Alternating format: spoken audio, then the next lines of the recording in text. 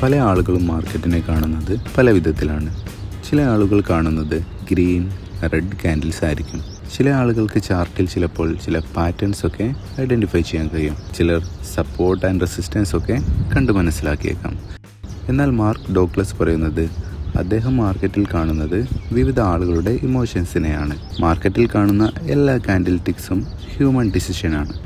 അത് ആളുകളുടെ ഫീലിങ്സ് ആണ്, പ്രതീക്ഷയാണ്. നിങ്ങളൊരു ശക്തമായ കാൻഡിലാണ് കാണുന്നതെങ്കിൽ അതൊരു ബൈയിങ് പ്രഷർ മാത്രമല്ല, അതൊരു വിശ്വാസമാണ്. ഒരുപാട് ആളുകൾക്ക് അതൊരു പ്രതീക്ഷയാണ്. മാർക്കറ്റ് മുകളിലേക്ക് പോകുമെന്ന വിശ്വാസത്തിൽ നിൽക്കുന്ന ഒരുപാട് പേരുടെ പ്രത്യാശയാണ്. ഒരുപക്ഷെ ഒരുപാട് ആളുകൾക്ക് അത് ഫിയർ ഓഫ് മിസ്സിങ് ഔട്ട് ആയിരിക്കും. ഇനി നിങ്ങളൊരു റെഡ് കളർ ക്യാൻഡിലാണ് കാണുന്നതെങ്കിൽ അതും ഒരുപാട് പേർക്ക് ഭയമായിരിക്കാം. ഒരുപാട് പേർക്കത് റിഗ്രറ്റ് ആയി തോന്നിയേക്കാം. ചില ആളുകൾ ചിന്തിക്കുന്നുണ്ടാവാം, എനിക്കിനി ഇത് ഹോൾഡ് ചെയ്യാൻ കഴിയില്ല, എക്സിറ്റ് ചെയ്യണമെന്ന്. ചില ആളുകൾക്ക് ഇത് വേദനയായി തോന്നിയേക്കാം. ഓരോ കാൻഡിൽസും ആയിരക്കണക്കിന് ആളുകളുടെ തീരുമാനങ്ങളായിരിക്കാം.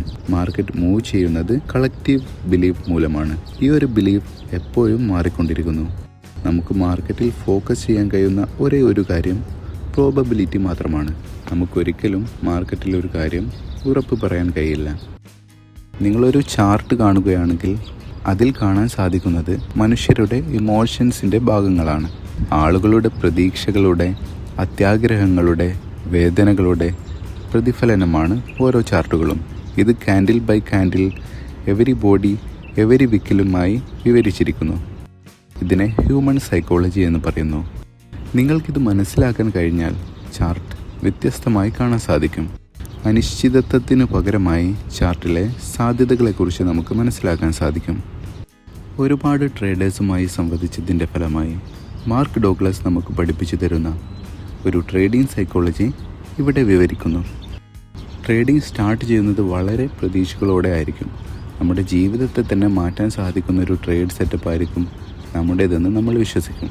ഈ പ്രതീക്ഷകളുമായി ട്രേഡിങ്ങിലേക്ക് ഇറങ്ങുന്നത് ഒരുപാട് എക്സൈറ്റ്മെൻറ്റുകളോടെ ആയിരിക്കും. ചിലപ്പോൾ ആദ്യ കുറച്ച് ട്രേഡുകൾ നമ്മൾ വിജയിക്കുകയും നമ്മുടെ എക്സൈറ്റ്മെൻറ്റ് കൂടുകയും ചെയ്യുന്നു. മാർക്കറ്റ് ട്രെൻഡ് നമ്മുടെ ട്രേഡിംഗ് സ്ട്രാറ്റജിയോട് യോജിച്ചതായത് കാരണം നമ്മുടെ ട്രേഡുകൾ വിജയിക്കുകയും നമുക്ക് ആത്മവിശ്വാസം വളരുകയും ചെയ്യുന്നു. ഇവിടെയാണ് അപകടം ഒളിഞ്ഞിരിക്കുന്നത്. ഒരുപാട് ട്രേഡുകൾ വിജയിച്ചതിൻ്റെ ഫലമായി നമുക്ക് മാർക്കറ്റിനെ കൺട്രോൾ ചെയ്യാമെന്ന ചിന്ത വരുന്നു. ഈ ചിന്ത കാരണം വലിയ ട്രേഡുകളിലേക്ക് നമ്മൾ എൻ്റർ ചെയ്യുകയും വലിയ റിസ്ക് എടുക്കുകയും ചെയ്യുന്നു. നമ്മുടെ ട്രേഡിംഗ് റൂൾ നമ്മൾ മൈൻഡ് ചെയ്യാതെയാവുന്നു. ട്രേഡിംഗ് റൂൾസ് വീക്കറായിട്ടുള്ള ട്രേഡേഴ്സ് ഫോളോ ചെയ്യുന്നതാണെന്ന് നമ്മൾ വിശ്വസിക്കുന്നു. ഇവിടെ മാർക്കറ്റ് ട്രെൻഡ് ചേഞ്ച് ആവുകയും നമ്മുടെ ലോസ് സ്റ്റാർട്ട് ചെയ്യുകയും ചെയ്യുന്നു.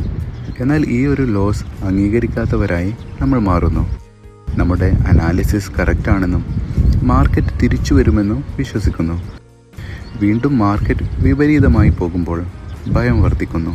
വലിയ നഷ്ടത്തിൽ ട്രേഡിംഗ് അവസാനിക്കുന്നു. എന്നാൽ വിട്ടുകൊടുക്കാൻ തയ്യാറാവാതെ റിവെഞ്ച് ട്രേഡ്സിൽ നമ്മൾ എൻ്റർ ചെയ്യുന്നു. പിന്നീട് നമ്മൾ നമ്മുടെ റൂൾസ് ഒന്നും മൈൻഡ് ചെയ്യാതെ നഷ്ടപ്പെട്ട പണം ഏതു വിധേനയും തിരിച്ചു പിടിക്കാൻ നമ്മൾ ശ്രമിക്കുന്നു. വീണ്ടും വലിയ നഷ്ടങ്ങളിലേക്ക് പോവുകയും ഒരുപക്ഷെ നമ്മുടെ ട്രേഡിംഗ് ഭാവിയെ തന്നെ നശിപ്പിക്കുകയും ചെയ്യുന്നു. ഇവിടെയാണ് നമ്മൾ ആക്സെപ്റ്റൻസ് എന്ന ചിന്താഗതി സ്വീകരിക്കേണ്ടത്. ആക്സെപ്റ്റൻസ് ഒരിക്കലും നമ്മൾ തോറ്റു പിന്മാറുകയല്ല. ആക്സെപ്റ്റൻസ് ഒരിക്കലും നമ്മുടെ വീക്ക്നെസ് അല്ല.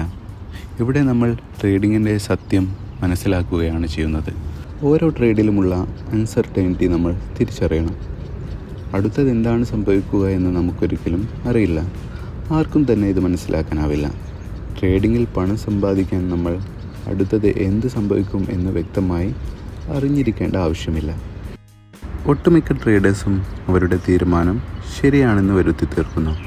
മാർക്കറ്റിലെ അൺസർട്ടനിറ്റിയെ അംഗീകരിക്കാതിരിക്കുന്നു. നമുക്കൊരിക്കലും തന്നെ മാർക്കറ്റിലെ അൺസർട്ടനിറ്റി അംഗീകരിക്കാതിരിക്കാനാവില്ല. നമ്മൾ മാർക്കറ്റിനെ അംഗീകരിക്കുകയും ഒരുപാട് തവണ വിജയിക്കുകയും കുറഞ്ഞ തവണ പരാജയപ്പെടുകയും ചെയ്ത ഒരു സിസ്റ്റം ഫോളോ ചെയ്യുകയും ചെയ്യുക. ഈ ഒരു സിസ്റ്റം ഇമോഷൻസ് ഇല്ലാതെ മാർക്കറ്റിൽ എക്സിക്യൂട്ട് ചെയ്യുക. നമ്മുടെ എല്ലാ ട്രേഡുകളും വിജയിക്കണമെന്ന് ഒരിക്കലും തന്നെ വാശി പിടിക്കരുത്. പരാജയങ്ങളിൽ നിന്ന് പാഠം പഠിക്കുകയും പരാജയത്തെ അംഗീകരിക്കുകയും ചെയ്യുക. ഇതൊരു സുസ്ഥിരമായ ട്രേഡിംഗ് ജേണിക്ക് ഹെൽപ്പ് ചെയ്യുന്നു.